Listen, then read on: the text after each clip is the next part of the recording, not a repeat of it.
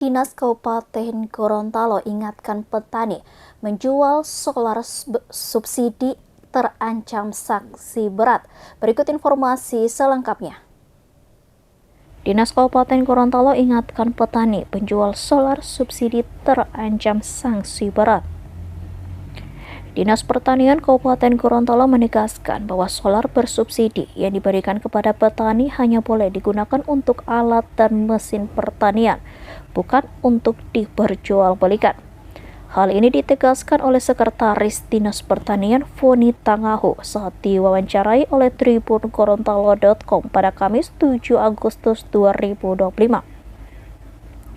Pemberian solar subsidi ini mengacu pada Peraturan Presiden Nomor 191 Tahun 2014 serta Peraturan BPH Migas Nomor 2 Tahun 2023. Petani yang ingin mendapatkan solar subsidi wajib bergabung dalam kelompok tani dan mengajukan permohonan melalui Balai Penyuluhan Pertanian di kecamatan masing-masing. Berkas pengajuan harus dilengkapi dengan dokumen calon petani, calon lahan, KTP, foto lahan, serta data alat mesin pertanian. Per 1 Agustus 2025, Dinas Pertanian telah menggunakan aplikasi Ekstar untuk mengelola seluruh rekomendasi solar subsidi. Berbeda dengan sistem manual sebelumnya yang hanya berlaku sebulan, rekomendasi melalui Ekstar berlaku selama 3 bulan. Volume solar yang diperoleh ditentukan otomatis berdasarkan jenis dan nomor mesin Al-Sintan. Ya, Ibu Asek, terkait dengan cara-cara masyarakat mendapatkan surat rekomendasi pengisian solar di SPBU Limboto, itu bisa mengisi di Jerigen. Kira-kira surat rekomendasinya itu didapatkan syaratnya seperti apa sih, dan aturannya juga seperti apa, Bu?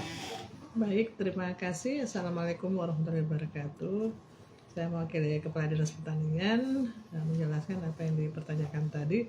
Yang pertama, dasar kita mengeluarkan rekomendasi BBM bersubsidi solar untuk petani yaitu Peraturan Presiden Nomor 191 Tahun 2014, kemudian dipertegas oleh BPH Migas, Peraturan BPH Migas Nomor 2 Tahun 2023 tentang penyediaan dan harga jual eceran untuk solar.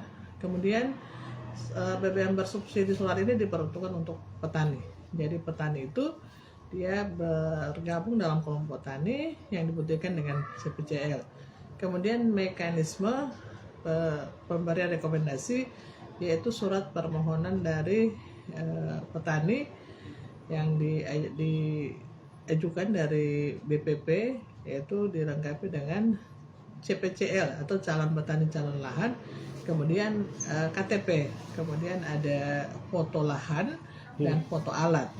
Nanti ada permohonan dan surat pernyataan yang disampaikan oleh petani melalui BPP di setiap kecamatan. Kemudian kita ini ada 4 SPBU yang melayani BBM bersubsidi, yaitu yang pertama di daerah Balito CS itu dilayani oleh SPBU Parungi. Kemudian yang di Tibawa Pulbala, sebagian juga Batuda CS ada SPBU Tibawa. Kemudian ada SPBU Limboto yang melayani Limboto Barat dan sebagian juga Batuda, karena memang di Batuda itu tidak ada SPBU yang khusus untuk melayani rekomendasi. Kemudian ada di Telaga CS di SPBU Pentadio ya, nomor dan memang nomor SPBU saya agak lupa nomornya, cuma seperti itu mekanisme. Dan yang diperuntukkan adalah alat mesin pertanian. Jadi alat mesin pertanian, contoh misalnya traktor, traktor besar atau ter4, kemudian ada alat panen, combine harvester atau combine, sama itu alat pertanian yang ada di tingkat kelompok maupun di tingkat brigade. Karena kita juga ada brigade di tingkat lapangan dan itu juga bisa menggunakan BBM solar bersubsidi. Jadi itu mekanisme. Kemudian sekarang mulai 1 Agustus kemarin kita menggunakan rekomendasi manual.